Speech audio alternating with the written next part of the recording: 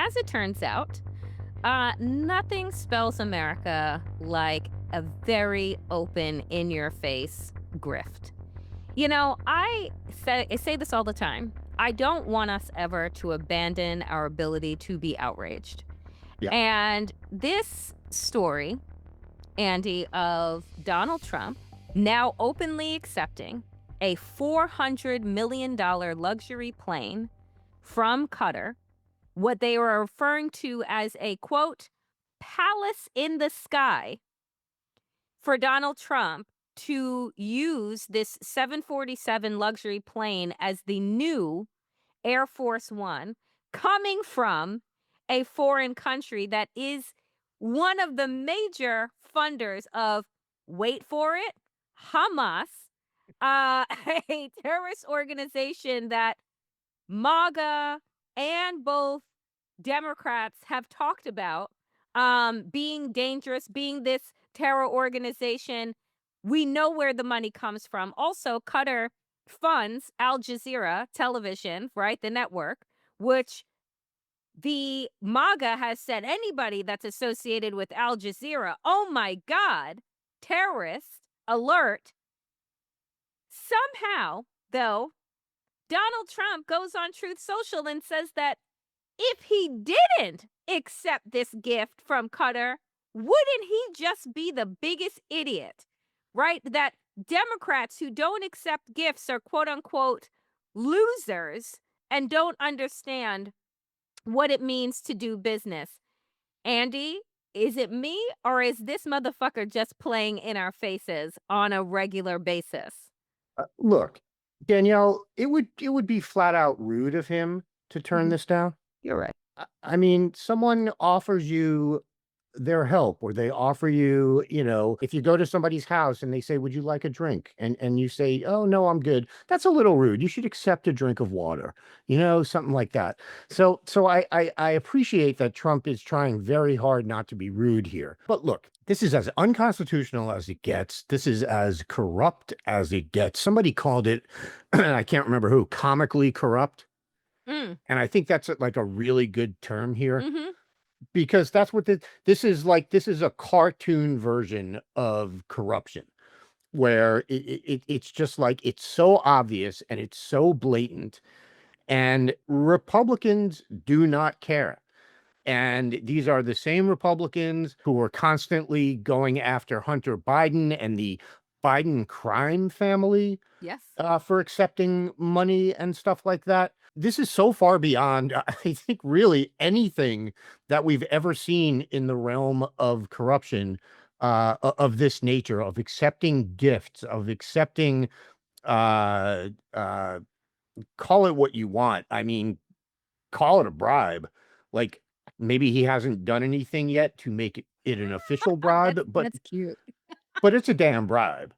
And the idea that this is just gonna happen is so wild, or at least would have been so wild, I don't know, 10 years ago. Mhm. Now I guess it's not that wild. Although I have to say, like, even for Trump, this is off the charts. I mean, look, we have to remember, right? And remind folks that when Donald Trump got into office the first time, right? He simultaneously opened on Pennsylvania Avenue a luxury hotel that then, as people were coming into town to do quote unquote business with the first term of the Trump administration, guess where they were staying for exorbitant prices per night? Guess where Bill Barr's Department of Justice was hosting their holiday party, right? During Donald Trump's first administration. Guess where all of these people, he said that he had a breaking news. I'll never forget this. He had breaking news to share with the media, to share with America. The whole media shows up at the fucking hotel, which he gives a live tour of on television, like full on infomercial. Look at these rooms. Look at these curtains, as he's the president of the United States, and the media just followed along with it. So why then, fast forward now 10 years in his second godforsaken term, are we shocked that Carter said, which, by the way, has more money than fucking God, says, this guy is cheap. All it's gonna take is, like, a luxury plane, Yeah. and we got America in our pockets. Because my other thing is, so we don't think that any spyware is gonna end up on this plane? We don't think that this palace in the sky, which is essentially the White House in the sky, the Situation Room in the sky, where incredibly sensitive classified information is shared on a regular basis, that we don't think that the people putting together this luxury plane and the software and all the engineering that goes in, we think that that's gonna be safe? We think it's fine. Republicans think it's good to go because Pam Bondi signed off on it. Pam Bondi, by the way, was also, what was her last job? Consultant to Qatar at Right. $100,000 a month. $100,000 a month, Andy. What did we do wrong in our lives, you think? I've been thinking a lot about karma lately, and I have decided that past life Andy was not a good person. Yeah, you are absolutely correct to bring up the security issues. I mean, has nobody read Virgil's The Aeneid and the whole Trojan horse thing? It's kind of a Classic. common, like, we know what a Trojan horse is. You know, we've got computer hacks named after it and everything. And yeah, the idea that you're going to accept this palace in the sky from a foreign government, I mean, obviously we'll sweep it for bugs and whatever, but still, it's like it is from a security standpoint, it's an absolute nightmare. But look, on the other hand, you know, given the various signal chats and whatever, we're kind of getting the sense that security is not really a big deal for this administration. No, no. But I do want to go back to the point that this is illegal and unconstitutional. I mean, there's a thing in the Constitution called the Foreign Emoluments Clause, and emoluments, which is generally one of my favorite words. Uh, it basically is like a fancy word for remuneration, which is a fancy word for getting something for what you do. Yes. Uh, so there's an entire clause about this, wrapped up with, you know, also you can't accept like a title of nobility. But you cannot accept gifts from foreign powers. Like this was set up in the original Constitution. This isn't even an amendment. It's right there in it. And how anybody thinks this is okay constitutionally is beyond me. And look, I do have to say, thankfully, there's at least a small group right now of Democratic senators who have come out and said that, quote, "The Constitution is clear. Elected officials like the president cannot accept large gifts from foreign governments without consent from Congress." And this is Brian Schatz from Hawaii, Chris Coons from Delaware, Cory Booker from New Jersey, and Chris Murphy of Connecticut. They put out a joint statement, and they are all on the Senate Foreign Relations Committee, and they are, according to the New York Times, they are planning to introduce a resolution condemning the arrangement. So at least they're doing something. On the other hand, you know, uh, it's not like Trump hasn't shown that he doesn't care what Congress says. It also, you know, Congress is, as we've discussed ad nauseum, both houses of Congress are controlled by Republicans. Republicans are completely enthralled to Donald Trump. So the idea that Congress ultimately will stop this from happening, it seems like it ain't going to happen.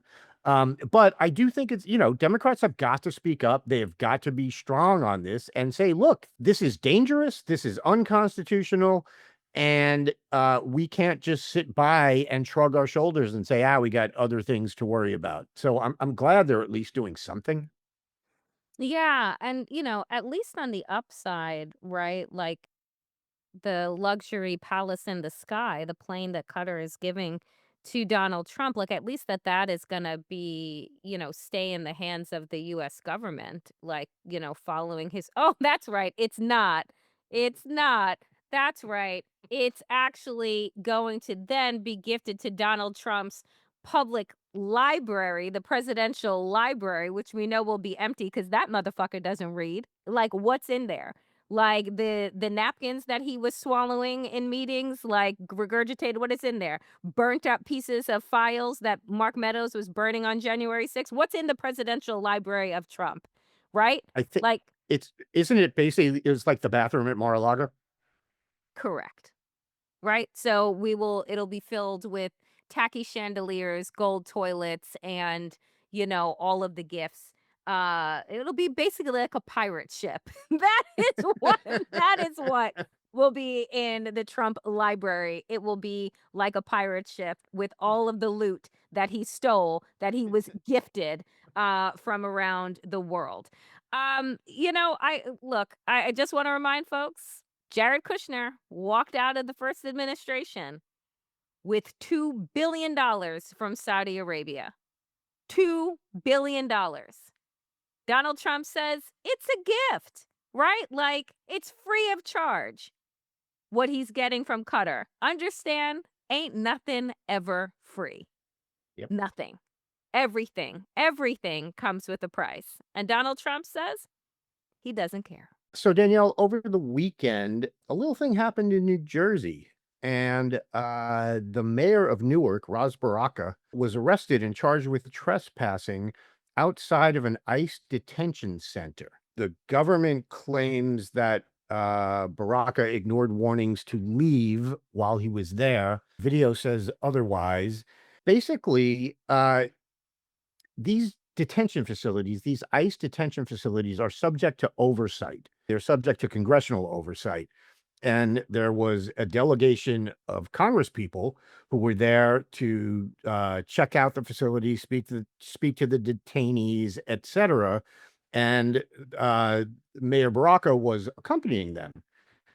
And the idea uh, that he was trespassing is, of course, absolute nonsense. This is a federal facility. His party and the congressman have every right to enter to conduct an inspection. We've seen a bunch of arrests over the past several weeks, arrests, detentions, kidnappings, the whole schmear, as my people like to say. We've seen a bunch of these arrests over the weekend for things. There was a judge in Wisconsin who refused to let ICE agents in before she let someone out of the courtroom who the ICE agents were apparently after, which she was well within her legal rights to do, but they arrested her. We've seen videos of people being arrested on the streets. We saw this just in Worcester, Massachusetts, at the end of last week and over the weekend. And this is just of a piece with that. It's a way to make people scared.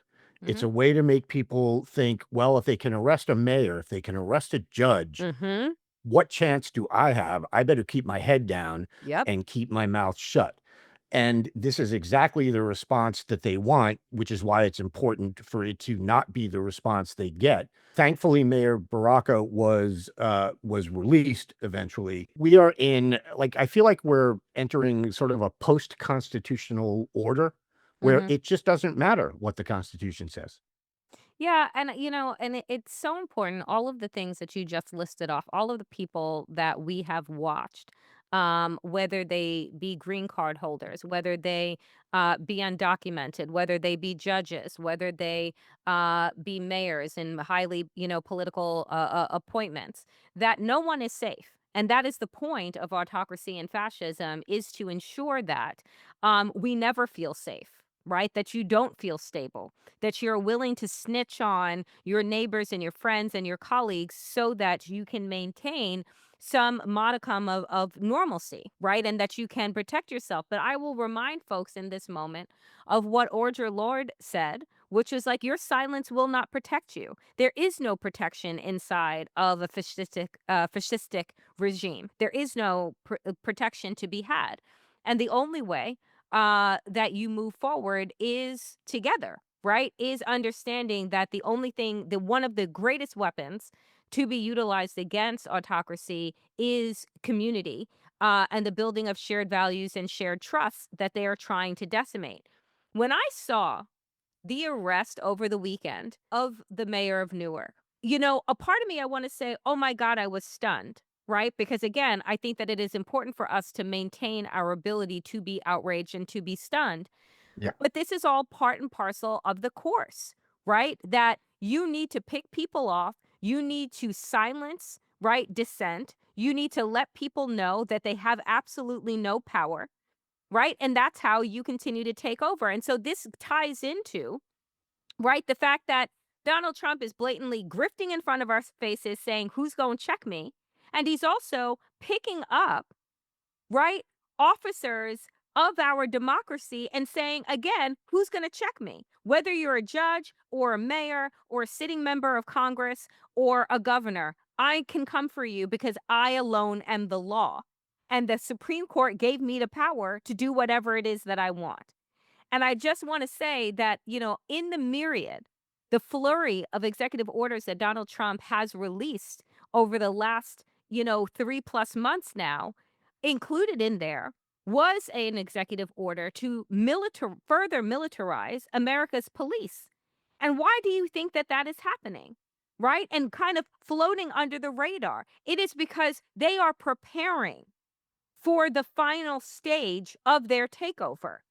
Right? And so I just, when I see this, Andy, and I see, I hear what you're saying in terms of, oh, well, Democrats are going to release a resolution. I don't give a fuck about their resolution, right? Because what is that actually going to do? We need radical action, right? In a time when there is a radical takeover underway. That following the rules and crossing the T's and dotting the I's and saying, oh, let the record show when they're burning down the building Yeah. doesn't make sense to me and doesn't feel like a response worthy of the actions that are being taken. No, agreed. And look, I will point out that the Department of Homeland Security now says that it is possible they will arrest the three Congress people who were there, all of whom are New Jersey Democrats. Bonnie Watson Coleman, LaMonica McIver, and Rob Menendez, not to be confused with Bob Menendez. They have said that that they may arrest them for assault, which, if you watch the video, they were not assaulting anyone. If anything, they were being assaulted by the ICE agents. My point is, this is Democrats at least actually getting out there and doing something, going to this detention facility to Yes, see what's yes. going on there, and putting their bodies on the line. And I am not exaggerating when I say that, this in the current world that we live in with this administration, doing things like what these three Democrats did is putting your body on the line. And this is borne out by the fact that Mayor Baraka was arrested, and the fact that DHS is now saying they may arrest the Democratic lawmakers for conducting or trying to conduct an inspection, as is their congressional Mhm. right Mhm. under the law. So it's just, like I said, we seem to be in this period where, the Constitution is taken a little like a siesta, like a little afternoon nap while Trump is president. And they seem to think that it doesn't apply to them, and they can do whatever they want, and they can arrest whomever they want, and they can kidnap whoever they want, and they can exile whoever they want. And at some point, like you said, it's going to take more than, strongly worded letters, the Chuck Schumer specials to combat this. And so when I said earlier that I was happy to see at least some Democrats talk about how the taking the plane from Qatar was unconstitutional, I agree that a lot more needs to be done. And I think it was on Blue Sky over the weekend, or I said the Democratic Party should change its name to the bare minimums. It should be the bare minimum party, because that's what I'm getting used to seeing. But it's very nice. Again, I don't want these three representatives to be No, not to be arrested. lumped in with them. Yeah. Yeah, yeah, No, yeah. and I don't want to see them arrested, but it's nice to see them out there, again, actually putting their bodies on the line, putting, their money where their mouth is, and not just sitting in their office and saying, uh, this must stop. Shame on you. Again, the Chuck Schumer special, as I'm now just calling it. So good for these three Democrats, and we need a lot more of that. We need a lot more Democrats doing that. Um, and because it's not going to stop unless we fight back. 100%. So bravo to them, to the Democrats that are taking actual action. But we need collective action, Yep. right? How many Democrats do we have in the House of Representatives? How many are in the Senate? How many Democratic governors are there, et cetera? So like this needs to be mass action and not just individuals taking up different moments of critical response while everyone else sits on their fucking hands. So, Yep. that's what I will say here, but shout out to Jersey, which doesn't often come from a New Yorker. So, well And done. look, shout out to Mayor Baraka, and who, by the way, I did not realize was the son of Amiri Baraka. But shout out to him. And on top of that, more Democrats need to take note. I don't think most people knew the name of the, nationwide, of the mayor of Newark, New Jersey. I bet a lot more do now. Yep. And Democrats need to learn from that. Democrats need to learn from, you know, look, when Cory Booker did his 25-hour speech or whatever it was, he got national attention. When Van Hollen went to El Salvador, he got national attention. And these are the kinds of things that happen to be the right thing to do, but also get you noticed and get you elevated. And for politicians where they're really, they're all about that life, take notice, man, and go and do likewise. 100%. What does it mean to have an American pope? And what does it mean for American politics that this particular man, Pope Leo XIV, formerly known as Robert Francis Prevost from Chicago, is now the head of the Catholic Church? Joining me now to explain is editor-at-large for Commonweal magazine, Mollie Wilson O'Reilly. Mollie, thank you so much for joining us. Hi, thanks. I'm thrilled to be here. First of all, can I assume you're not a nice Jewish girl? Yes, you definitely Okay. can. Okay. All right. So I picked the right person to talk to here. So you wrote a piece for MSNBC.com that drew my attention. It had the headline, Pope Leo XIV speaks English. That's bad news for J.D. Vance. Explain why the language thing is so important. They sort of asked me, like, what are your quick impressions and what's your, and that was the first thing that really struck me. I should say that the election of this man took me by surprise, like it did almost everybody. Yeah, sure. So I was scrambling just to find out what should I know about him. And I had done that before. It was the same thing when Francis was elected. And the first thing I noticed was, oh, this is easy and also daunting because there's so much of him talking in English. I watched like a Q&A that he did last year at a parish in Illinois where he just was talking about his life and his work. And so the combination of he's so easy for me to understand, and also it's harder for me to say simple things about who he is and what he thinks because I feel responsible to take him very seriously as a normal guy and not the kind of weird otherworldly figure that we think of popes. So this guy's just a guy. Of course, they all are, but I'm struck by that. Yeah. So why is it bad news for J.D. Vance? Like, why? I know writers don't write the headlines, but assuming you're okay with that headline, why is it bad news for J.D. Vance? Yeah, I guess that was sort of a conclusion that I arrived at as I started to puzzle out what will it mean? And JD Vance came up because, of course, he famously tried to claim that what the administration is doing. I think specifically he was talking about cutting off foreign aid, ending U.S. aid, and all of that. That was supported by Catholic teaching. You know, in his sort of, I've been a Catholic for 5 years, and so everybody listen to me way, saying that there's this theory and it's called Ordo Amoris. And I mean, it was obviously false to anybody who was listening. Obviously, no, the Catholic Church does not teach that it's okay to end your government's support for programs overseas that are largely, or in many cases, run by the Catholic Church because you're supposed to take care of your defense budget first. I mean, I don't. The argument was never even articulated to a point because it was so clearly nonsense. But he was confidently spouting this to the point where the Pope had to come in but the way that the Pope did it was a letter addressed to the US bishops saying, here's some things I just want to clarify, and not mentioning JD Vance and not mentioning Trump because that's how popes work. So anyway, if we have Catholics on the national stage or in politics who are going to try to say that it's not only okay, but it's actually more right for me to be doing these violations of human rights around the globe because the Catholic Church says I should, then it makes me feel good, and I think should make someone like JD Vance feel concerned that the Pope himself can speak extremely clearly, can understand what's happening without anybody Right. explaining it to him, and can speak back to it if he wants to, without anybody getting in the middle and translating it back. Yeah, for sure. One of the things you wrote in the piece was that you don't see Leo going out of his way to pick fights with Donald Trump or anyone else in American political leadership, which I'm sure is true. I mean, he's the Pope. But when he was a cardinal, Pope Leo did post, he did retweet some interesting things online, didn't he? Things that were not complimentary to the Trump Mhm. administration.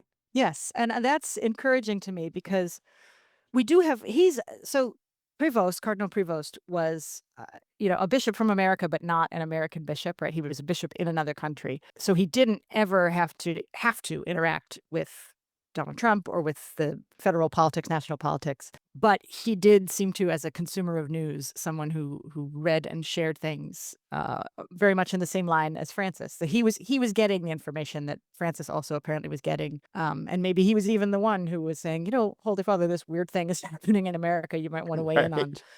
Right. And I find that encouraging. Yeah, definitely. I also, you wrote about this.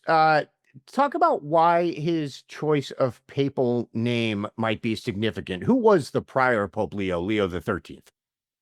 So Leo the 13th was the Pope from, I think, 1878 to 1903. It was a long papacy. And I think, interestingly, I don't know how relevant this is to what Leo the 14th is thinking, but that's the period of time in American history that Donald Trump is really obsessed with in Yeah. his sort of thick-headed way. That's when McKinley was the president and we had tariffs and everything was great, according to him. For Leo, it was the period when, the Industrial Revolution was producing this sort of oppressed class of workers. And so he is best remembered by most people for, he wrote an encyclical, a papal letter called Rerum Novarum, which was about the rights of workers. Primarily, and also it also has an impassioned argument against socialism. He goes out of his way to be like, I'm not saying socialism is right. In fact, it's very wrong, and here's why. But then he circles back to, these are the things that workers deserve, and these are the things that the owners of capital owe them. And he's very explicit about. I was just reading it, and it's written in a very like high Victorian style. That's kind of entertaining. But he says things that are very hard to soften. Specifically, he says the hiring of labor and the conduct of trade are concentrated in the hands of comparatively few, so that a small number of very rich men have been able to lay upon the teeming masses of the laboring poor a yoke little better than that of slavery itself. So it's really forceful, Yeah. and everybody that I was listening to said right away, like, oh, maybe he's trying to reference Rerum Novarum, because that was really the beginning of what's called Catholic social teaching, right? The church is applying the broad principles of Christianity to the conditions of the modern world. And indeed, he has said since then that he was, and that he's specifically thinking about the rise of AI and automated labor as a new kind of industrial revolution that presents new threats to the rights and dignity of workers that he wants to address. Yeah, God, it's just so fascinating. Another thing about Pope Leo is that he is an Augustinian, a follower of the teachings of St. Augustine, and I believe he's the first member of this order to be elected Pope. So what does it mean to be an Augustinian? There's a heavy emphasis on learning and knowledge, correct? That's right. Yeah. I mean, it's an order that I have not known a lot about. Most Americans, if they know it because of Villanova or Mary Mac, Right. or I think there are high schools and stuff too. In general, it's always been my opinion that religious order religious order priests make the best bishops because their formation is not for service in a diocese and not for, climbing the ladder that way, but they have a global perspective on what the church is, and they've often worked in a lot of different places. So I was excited about that. It's pretty unusual to have a pope who comes out of that system. Francis came out of the Jesuits, and that was very unusual. And so now that Right. they've chosen another from a different order. But yes, they have a focus on mission. As a young priest, he was sent to Peru, and he spent most of his life there, learned Spanish, worked with the people, and eventually became a bishop. But they also have very serious about learning. That Leo the 13th was that way too. He opened the Vatican archives to researchers, and he opened the Vatican Observer. He made the Vatican a place of learning and study, and emphasized that the church should cooperate with science and modern learning. And they're also very devoted to the Blessed Mother. And we've heard in the few times he's spoken publicly, Pope Leo the 14th has talked. He quotes St. Augustine, and he talks about the Blessed Mother. He led the people in praying the Hail Mary. So I think we're going to be hearing a lot about that. All of this is just absolutely fascinating to me. But one of the things that is sort of blowing my mind is that I keep seeing or reading interviews with Pope Leo's brothers. And for some reason, it just feels unreal to me to see like a chyron on TV that reads the Pope's brother. Popes don't have brothers. I mean, except for brothers in Christ, obviously. Am I wrong to think this is wild, that when I picture a Pope, I picture an old man who doesn't really have any family? No, you're not at all. I'm absolutely the same. I can't get enough of the Yeah, local TV interviews with his brothers. I think some of that is our perspective, and some of it really is true. So I remember, Benedict XVI had a brother whose name was Georg, who was also a priest, and I used to think it was so cute that they would get together and like watch TV together. But they did both seem to live inside Vatican City. They right. they had been raised, it felt like, in that hothouse. Whereas seeing, and I'm trying to remember Pope Francis, like, did people in Argentina like know his family? I mean, I guess they did, and maybe we're just having the experience that those people had.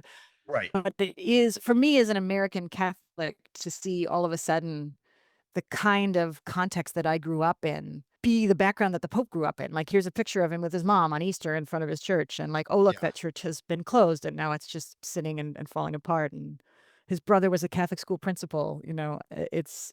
It is absolutely wild. And it makes me think too how the way that we run this system, the conclave, where they go in and then nobody can talk to anybody until they come out.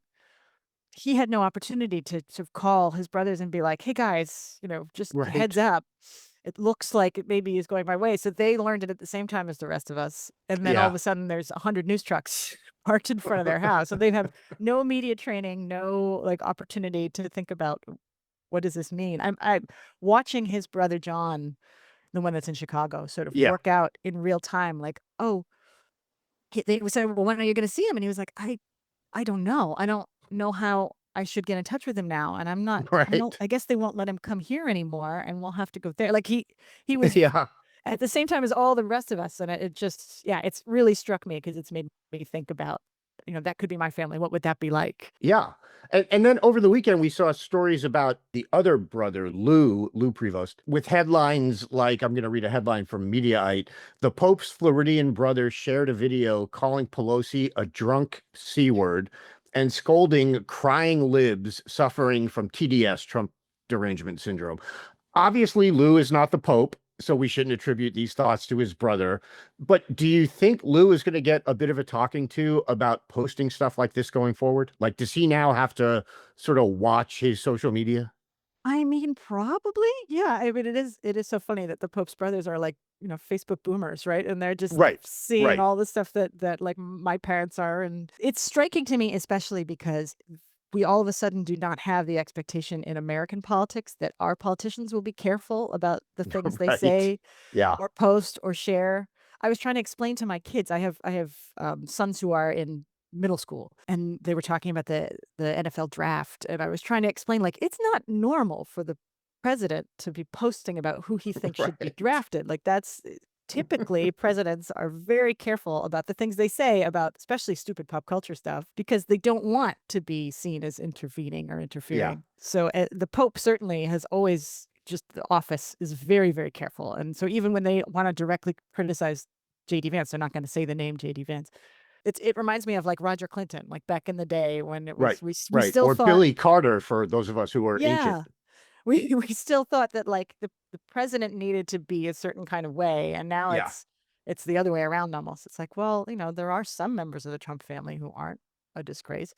Right. But Yeah. I'm guessing that someone somewhere will sit down with the two Prevost brothers who are not priests and maybe talk to them about Yeah, I would think. their public facing persona going forward. Yeah, exactly.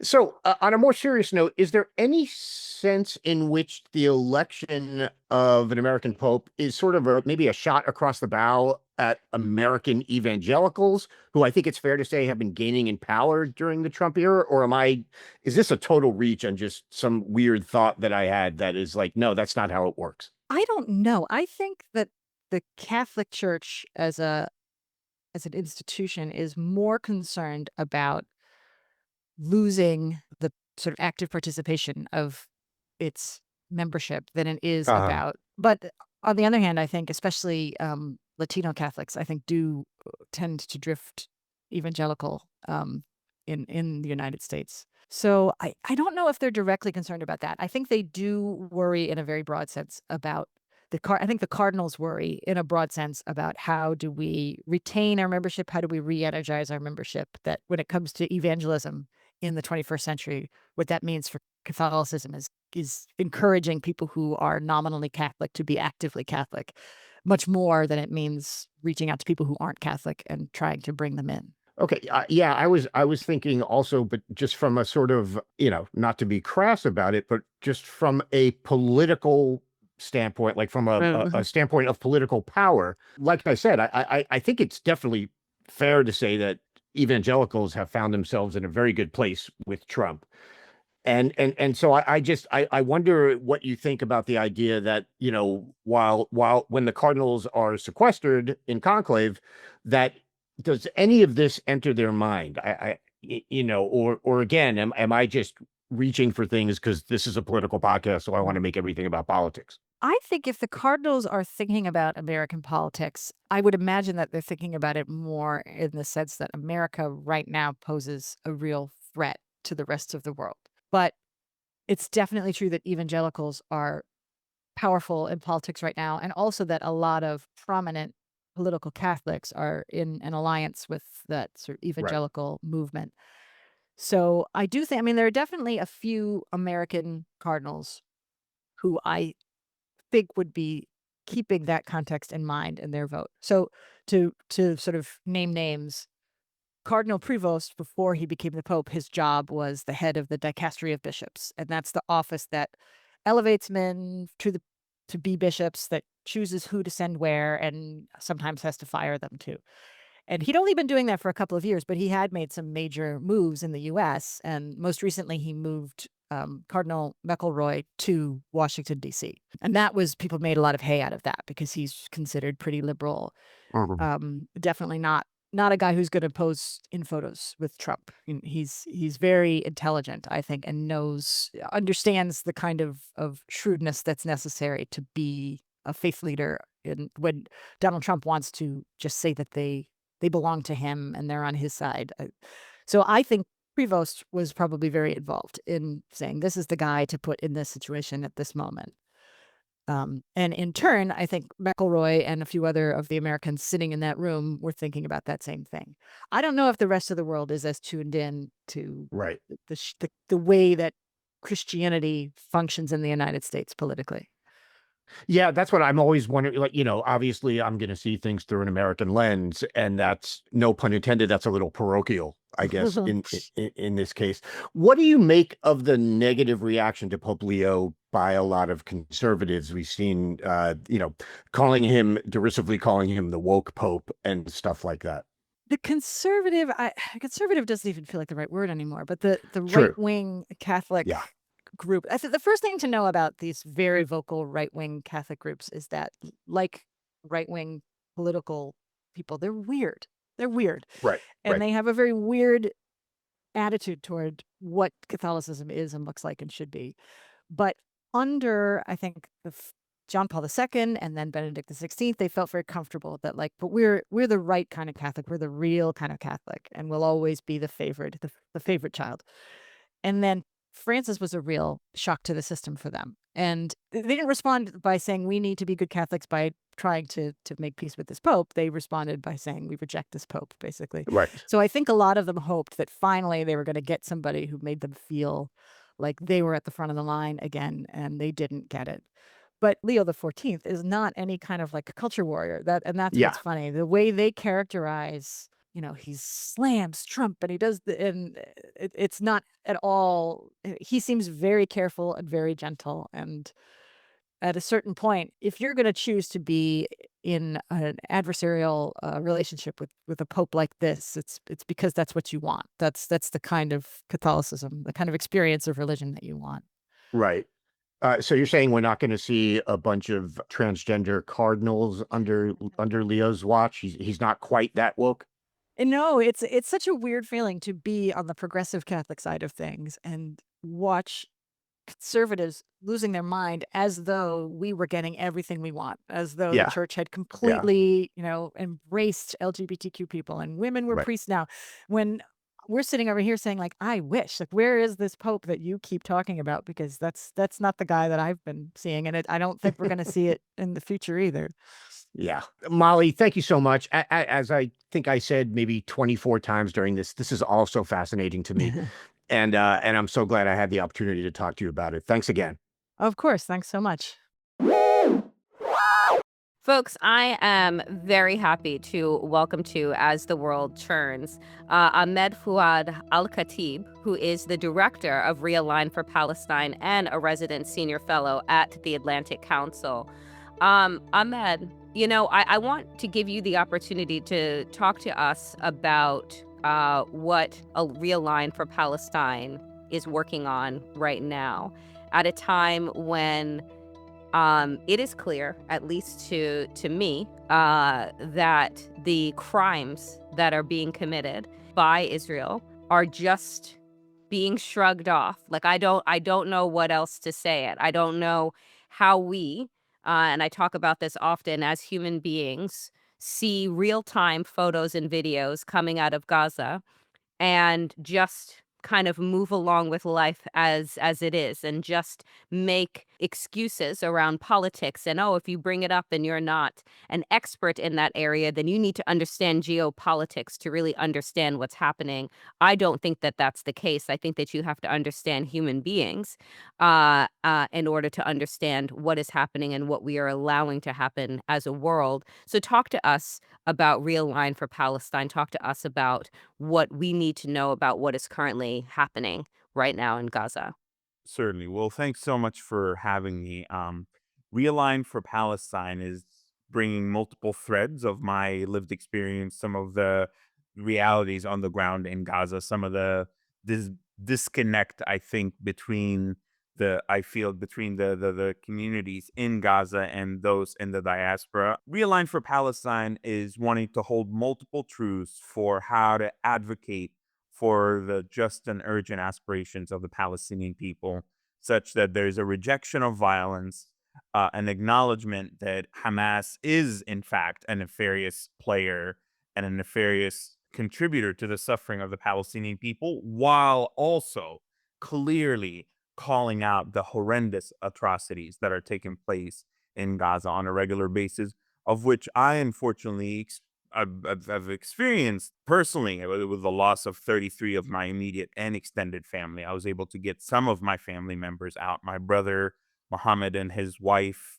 and four kids were in our family home where I grew up, and where they lived when it was hit and it was bombed, and they pushed their way out of the rubble. And then he saved it was a family, a four-story family building, and he saved the rest of my family members. But some people choose to direct their anger and frustration in one direction, which is to consistently yell and scream about the fact that the United States is supporting the Israeli government. The United States is a direct and an indirect participant in what's happening and what's unfolding.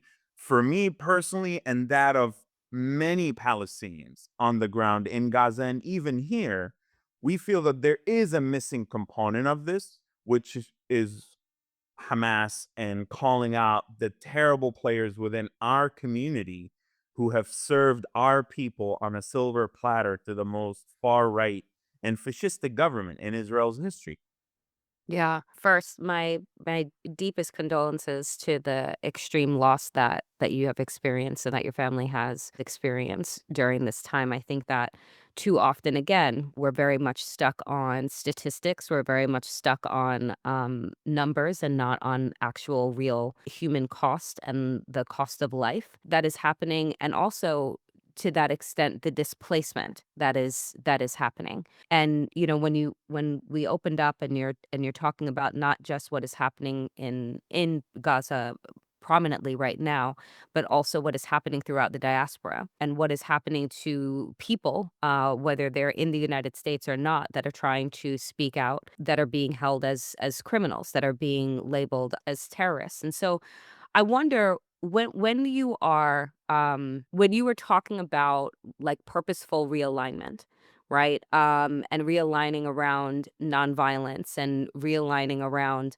condemnation for certain governments and spaces that are preying on people, right? That's to me what the far right has been. They are preying on people. They're preying on their lack of knowledge to make justification for extreme violence, right? And threatening people that if you align with humanitarian causes and spaces, then you must be anti-Semitic. You must Mhm, be mhm. X, Y, and Z. And so, do you, Ahmed, do you see an ability to decouple those things, like at all? Precisely, precisely. But that's the essence of what Realign for Palestine believe. I mean, is trying to achieve. It's more than just an organization. It's more than just an effort. It's really a framework. It's an attempt to reimagine the nature of this discourse and how we approach pro-Palestine advocacy. And advocacy is somewhere in between. There's activism, there's advocacy, and then there is policy. Advocacy exists between the activism and policy realms and is concerned about how you present, how you connect with different audiences, with responsible custodianship of the cause that you're entrusted with. The people of Gaza don't really have a voice. They don't have the ability to get their message to a powerful audience like that in the United States and in the Western world. And so for me, I am frustrated at times by what I feel are ineffective forms of advocacy and activism that squander a once in a lifetime opportunity to drum up support for the Palestinian people, to build alliances across a large tent beyond just leftist and liberal and democratic audiences. Because let's face it, a lot of those constituencies don't really hold real power that can effectuate the realities of Palestinians on the ground. I want to save lives. I believe in radical pragmatism, which is understanding the limits of where we're at. And I'm sorry, systemic change sounds wonderful, but we're talking about my surviving family members. We're talking about daily horrendous scenes of maiming and killing and the annihilation of an entire people. We're talking about the risk of permanent expulsion and ethnic cleansing.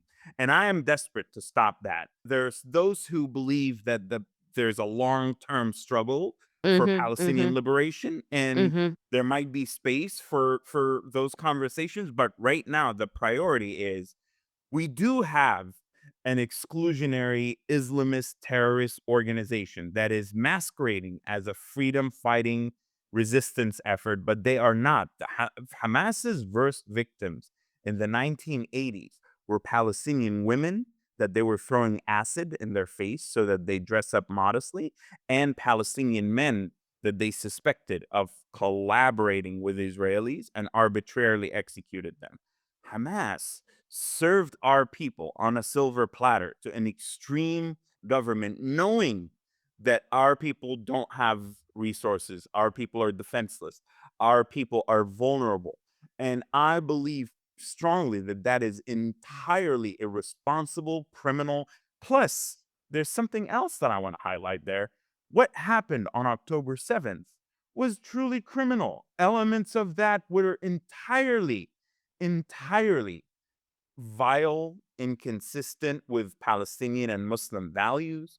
And I think calling that out, this is what I want to normalize Mhm. and Mhm. realign. The realignment is to hold multiple truths, to Mhm. say that was criminal, and that actually bolsters our sense of morality and bolsters the case for Palestinian rights, to separate our just cause, to separate our right to freedom, liberation, independence from violent acts that do not truly represent the best interests of our community. The other thing too is that, and this is where things get a little bit difficult, is Realign for Palestine. I have found across, I mean, now what, over a year and a half, Mhm. there are incredible allies on the, and I hate to use the language of sidisms, but the other side.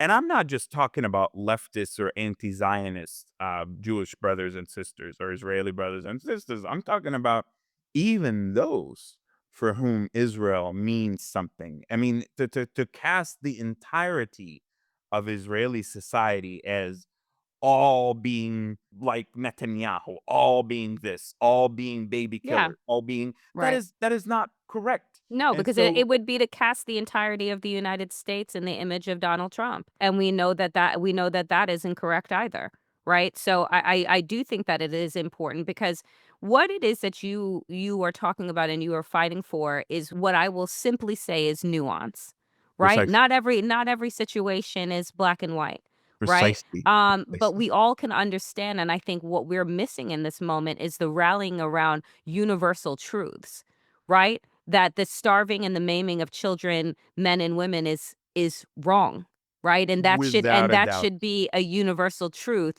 regardless of whose women and children we're talking about. It is wrong. You have rules for engagement and rules for quote unquote war for a reason, right? To minimize the suffering. And when you're seeing firsthand a country that is not at all interested in the minimizing of suffering, but in the exploitation thereof, you have to call that out.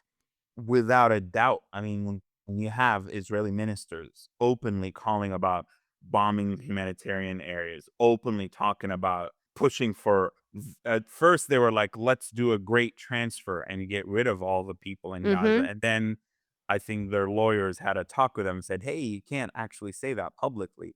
And then now they're like, oh, we'll do voluntary migration. But Danielle, I think what I go back to, and what, again, I'm not claiming to speak on behalf of all Mhm. Palestinians, Mhm. but the sentiments that I share are widely held by people on the ground in Gaza who are desperate to kind of inject their voice into the pro-Palestine discourse in the diaspora.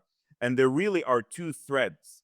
There are those in the Gaza Strip, Palestinians in Gaza, I'm not talking about the West Bank, I'm not talking about in the Arab world or here, who believe that within the imbalance of power dynamics between Israel and the Palestinian people, with Israel clearly holding an overwhelming majority, sorry, an over, I'm going to restate this. Mhm. Within the imbalance of power dynamics that exists between Israel and the Palestinians, with Israel being clearly the superior party politically, economically, militarily, and otherwise, there exists plenty of space for Palestinian agency, accountability, and responsibility. Yep. And that is Yep. not a form of blaming the victim. That is not a form of self loathing. Matter of fact, that is the first step to empowering the Mhm. Palestinian people to say, we have some ability to influence our discourse. So how do you translate that from theory to action, to practicality? As the weaker party, as the party that does not have allies, that does not have an air force, that does not have tanks, that doesn't have Come nukes, that on. doesn't have, Yep. you have a responsibility to act with due regard for our people who have faced decades of attempts to get us, to push us away, quite frankly, Mhm. Mhm. by Mhm. some, not the entirety of Israel, because there was once upon a time a very robust pro-peace movement within Israel that I think was squandered away. That's a separate discussion. You have the responsibility as the weaker party, to act with due regard for the well-being of your people, especially when you're dealing with somebody like a Netanyahu, a Smotrich, and Ben Gvir, and the far right, outright fascists. And that's not hyperbole to call them fascists. Israelis themselves call them fascists. Yes. What does that even mean further? Stop the war, come out and say, you know what? We're going to give all the hostages to Qatar, hand them over to Mr. Trump, and let's get them all on Mr. Trump's new shiny jet and send them back to the United States, and we're done. We're done with this war. We want the Arabs to come in. We want the Palestinian Authority to come in. We'll agree to a transitional phase. We are going to take away any excuse for the current Israeli government to continue its actions that are killing and slaughtering tens of children and hundreds of Palestinians on a daily basis, hourly basis sometimes. We're going to stop that because we recognize that for a year and a half, we counted on Biden and the Democrats that didn't work. We counted on the Arabs that didn't work. We counted on our own resistance and our own tunnels that didn't work. Hezbollah, Iran, the Houthis, the so-called axis of resistance, armed resistance, that all failed. And who's paying the price? My 12-year-old niece, my uncle Riyadh, my dad's youngest brother, my mom's entire family in her building was wiped out. The entire family, one airstrike, got 31 killed. Okay, so like, my uncle Abdullah, my aunt Zainab, like that to me and to many people on the ground in Gaza for whom we're not just talking, oh, I lost relatives. It's like, no, these are the people I grew up with.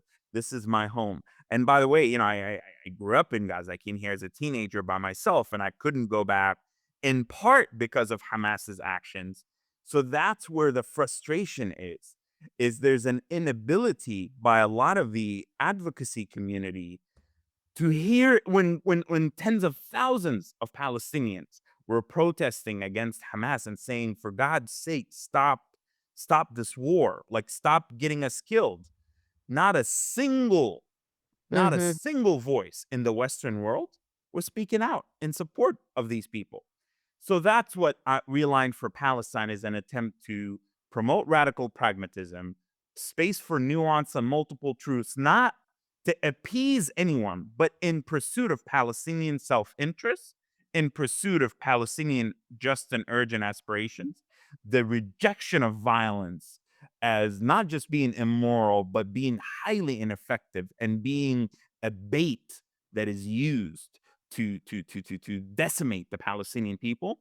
And finally, the recognition that no matter how problematic the elements of the state of Israel is, whether contemporary or historic, 7 million Jewish Israelis are here to stay, just like 7 million Palestinians are here to stay. We've got to work this out. Peace is not just some kumbaya concept.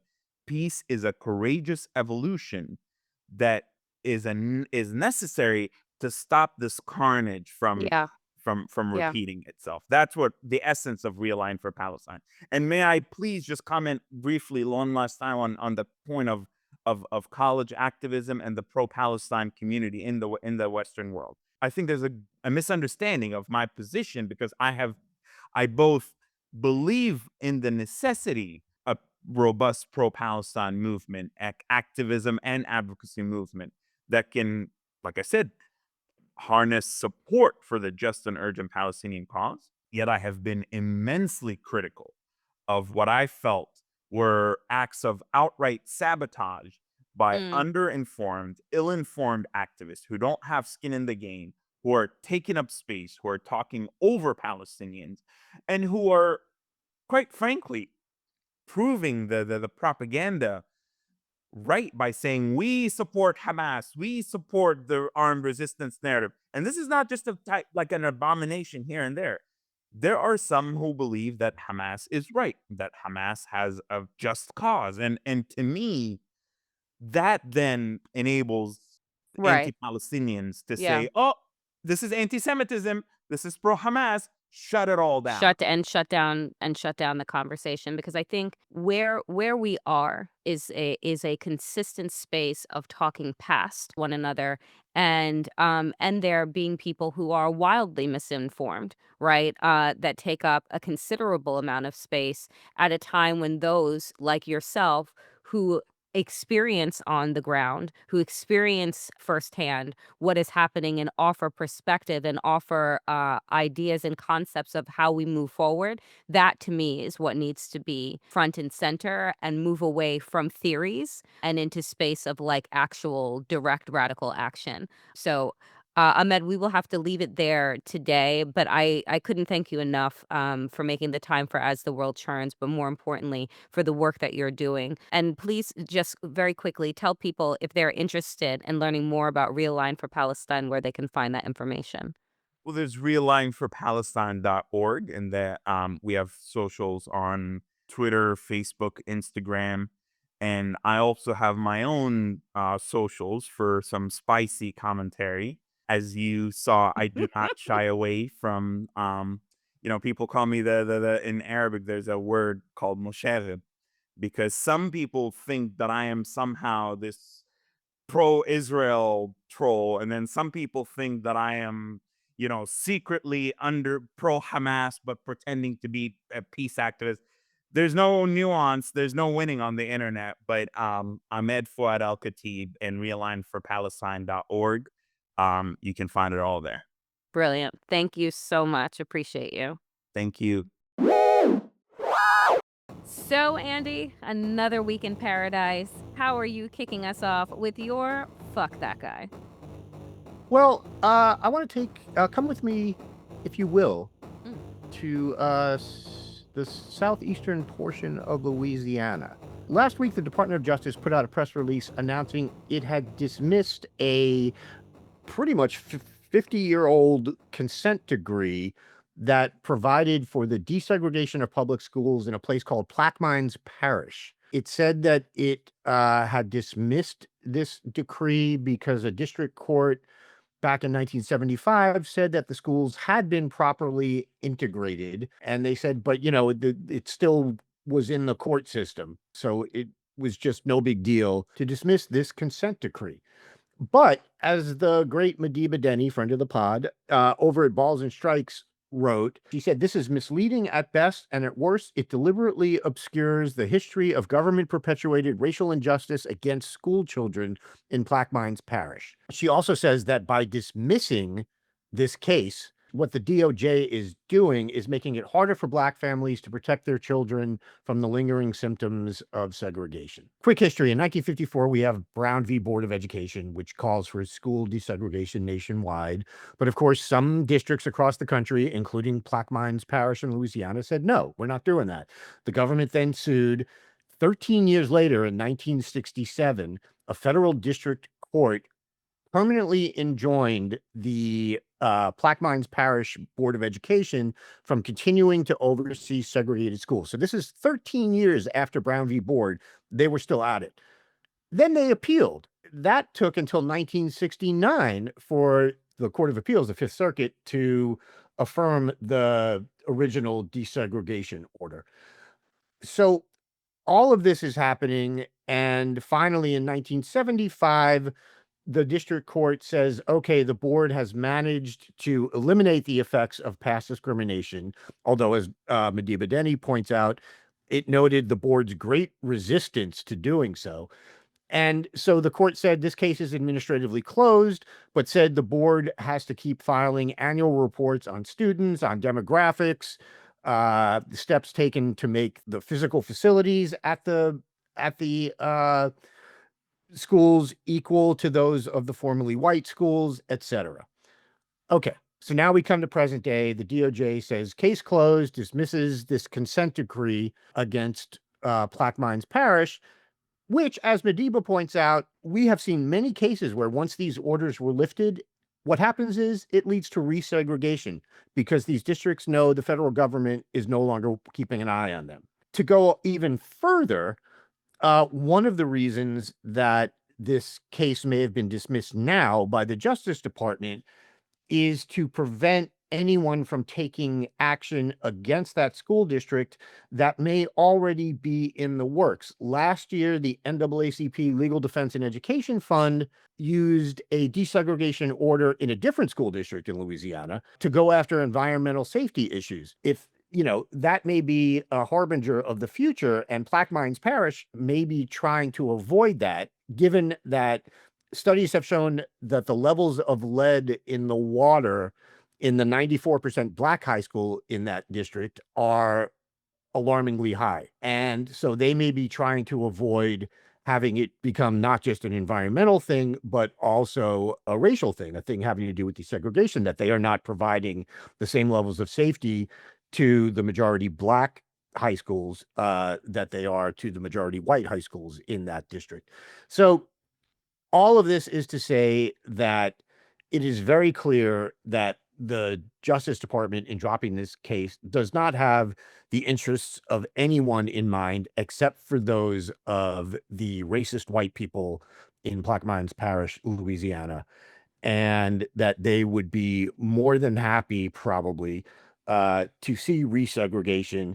And they certainly don't have any problem with a school that is 94% black having really, really high levels of lead in its water.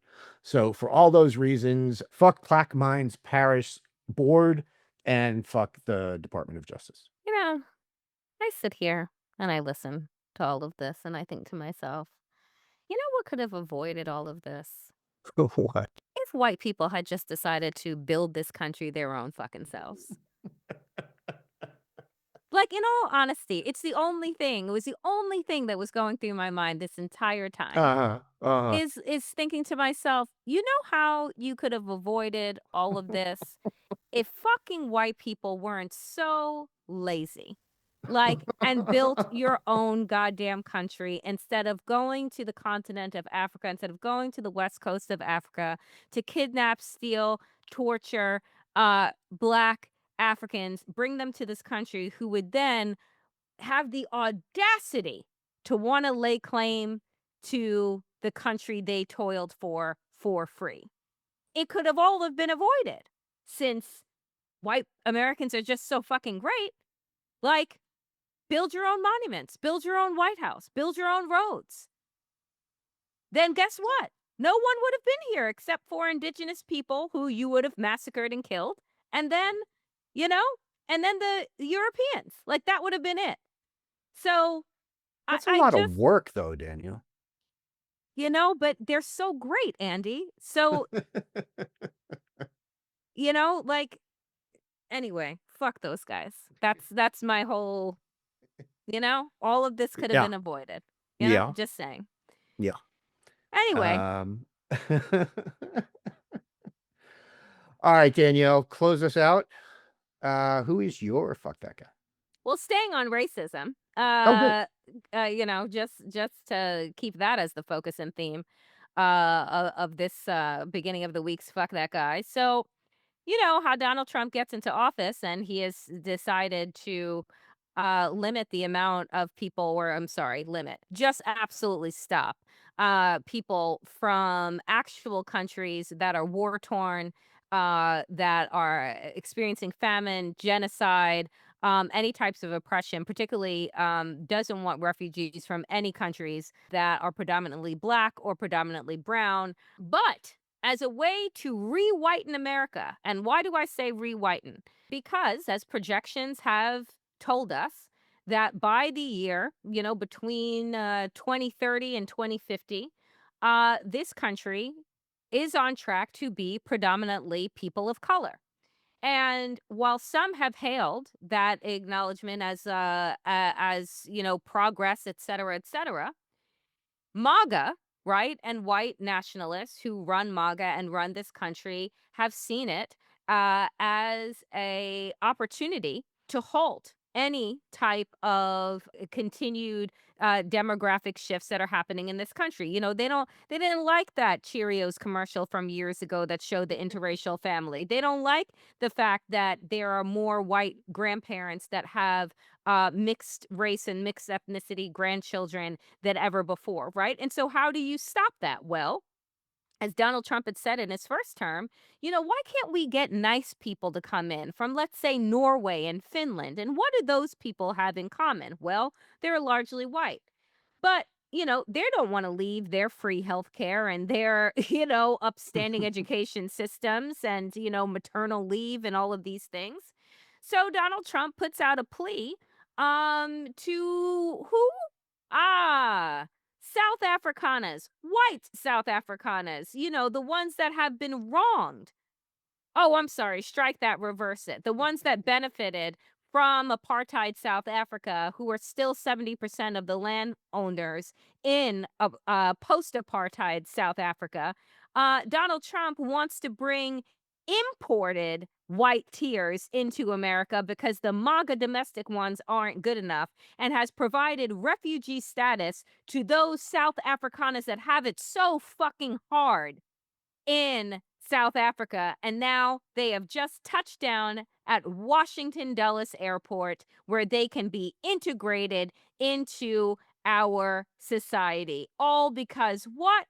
My God, the majority Black population wanted equity, and the world saw the apartheid system and said, wow, this is terrible. Maybe we should do something about it after decades. And so Donald Trump says, no, oh my God, Elon Musk has told me how hard it is to be white and rich and a landowner in South Africa. So bring them here. Bring them here so that we can make America whiter again. For that reason and so many fucking other ones. Fuck those guys. I'm starting to think they need to rework that Statue of Liberty poem. So it says, give me your white, your Or just send rich, her back. etc. Yeah, or that. Quick shout out to the Episcopal Church, because they have actually ended a roughly 4 decades old relationship with the federal government where they help resettle refugees. And they have done so because they are citing moral opposition to resettling these white Afrikaners. He says that completely crossed the line. Important to remember maybe that Archbishop Desmond Tutu was part of the same community as the Episcopal Church, the global Anglican community. They have said I'm quoting here from a story from religionnews.com, in light of our church's steadfast commitment to racial justice and reconciliation, we are not able to take this step. In other words, helping to resettle the white Afrikaners. And they have said, accordingly, we have determined that by the end of the federal fiscal year, we will conclude our refugee resettlement grant agreements with the U.S. federal government. That's a huge step. And they have said they're going to continue to try to, find ways to help actual refugees resettle who are coming here, but they just refuse to be a partner with the federal government anymore. And it's nice to see someone actually doing good and standing up for what is right in this world. So yes, a hearty fuck those guys to these fake refugees, but also a shout out to the Episcopals. Solid.